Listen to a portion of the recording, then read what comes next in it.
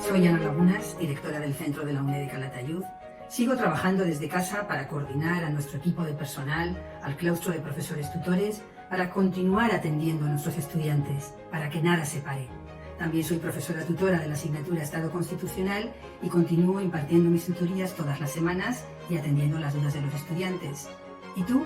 ¿Qué haces desde casa? Hola, soy Sergio Alonso, estudio Filosofía en Madrid.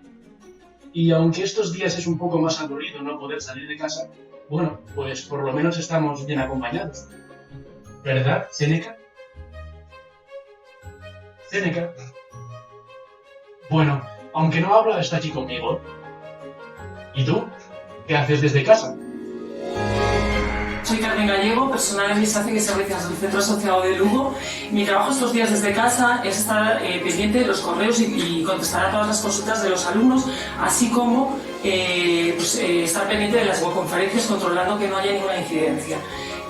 No tengo niños, no tengo mascotas, lo más parecido que tengo a todo eso es a mi hermana pequeña con la que comparto mi mesa de trabajo.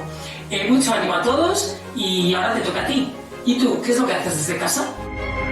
Soy Juan Carlos Tortosa, alumno de la Facultad de Derecho de la UNED, y aquí estoy en mi casa, en mi escritorio nuevo, haciendo un trabajo sobre cuestiones actuales de derechos humanos y problemas de derecho justo para el Departamento de Filosofía Jurídica de la UNED. Y en fin, aguantando a mi hija con sus cachondeos y sus risas para que no pueda hacer este vídeo. ¿Y vosotros, qué hacéis desde casa? Hola chicos, pues aquí estamos desde casa, intentando, pues leer, formarnos un poco, preparar las clases y intentar en la medida de lo posible estar distraídos. Es difícil concentrarse, pero hay que intentarlo. ¿Y tú qué haces desde casa?